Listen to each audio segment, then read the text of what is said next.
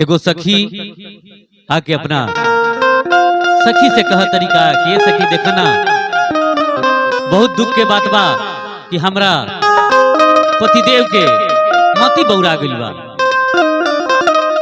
कोनो उपाय बताव ना।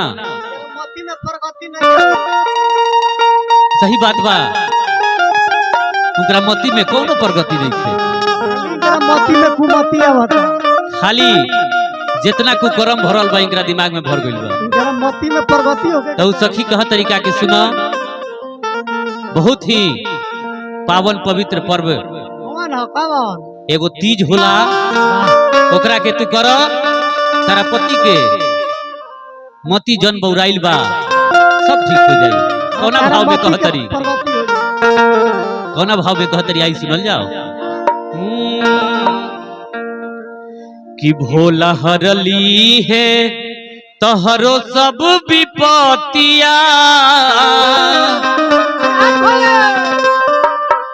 कि भोला हरली है तहरो सब विपतिया, के देखत नीतीज के बरतिया। हरली है भोला तहरो सब विपतिया, के देखत नीतीज के बरतिया। ठीक हो जाई बिगड़ल पियावा के मतिया, ठीक हो जाई बिगड़ल पियावा के मतिया, के देखत नीतीज के बरतिया।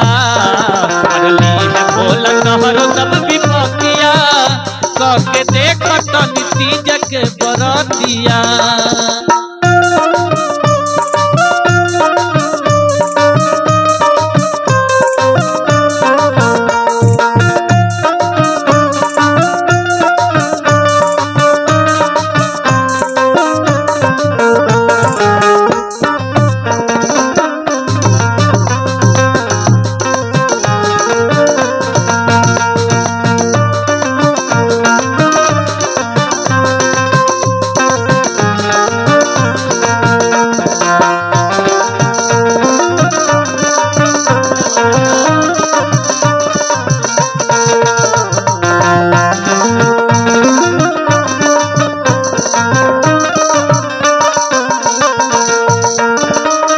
रहबू सुहागिन होई जय कल्याण हो, अधूरा न रही तोहर कोनो अरमान हो।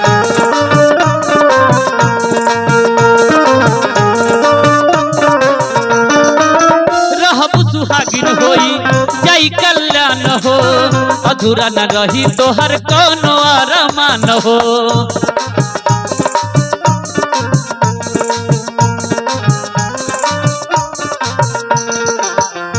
ढंग से पूजा कर, ढंग से पूजा कर शिव के आरतिया, ढंग से पूजा कर शिव के आरतिया, के देखत नीतीज के बरतिया। हरली है भोला तहरो सब विपतिया, के देखत नीतीज के बरतिया।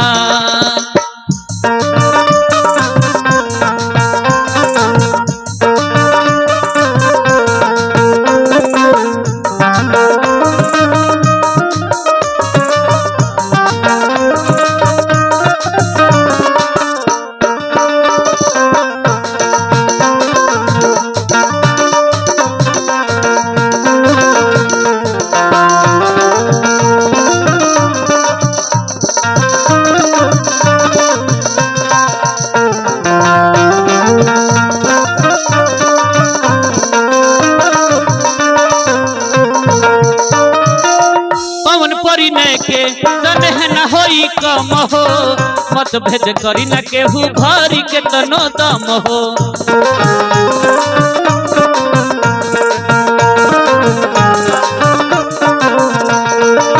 पवन परिणय के स्नेह न होई कम हो, मत भेद करी न केहू भारी के तनो दम हो।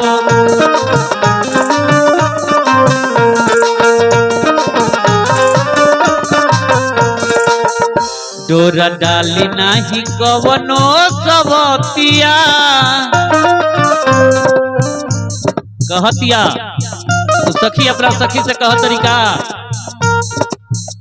डोरा डाली नाही कवनो सबतिया कके देख तो नीतीज के बरतिया मरली है भोल तोहर सब विपतिया कके देख तो नीतीज के बरतिया ठीक हो जाई बिगड़ल पियावा के मोतिया ठीक हो जाई बिगड़ल पियावा के मोतिया ठीक हो जाई बिगड़ल पियावा के मोतिया कके देख तो नीतीज के बरतिया मरली है भोल तोहर सब विपतिया कके देख तो नीतीज के बरतिया मरली है भोला तोहरो सब विपतिया कके देख तो नीतीज के बरतिया कके देख तो नीतीज के बरतिया कके देख तो नीतीज के बरतिया कके देख तो नीतीज के बरतिया।